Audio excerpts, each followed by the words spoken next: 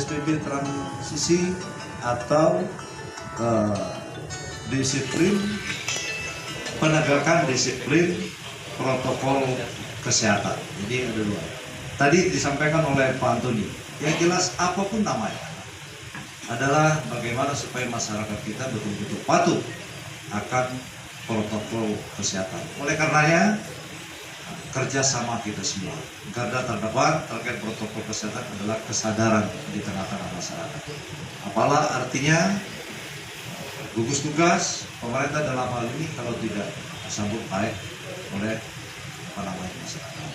Bapak Ibu hadirin yang kami hormati, tentu strategi ke depan yang akan kita lakukan di samping terus tim gugus tugas TNI Polri secara maksimal memberikan edukasi, memberikan sosialisasi kepada masyarakat. Kita juga nanti akan menggunakan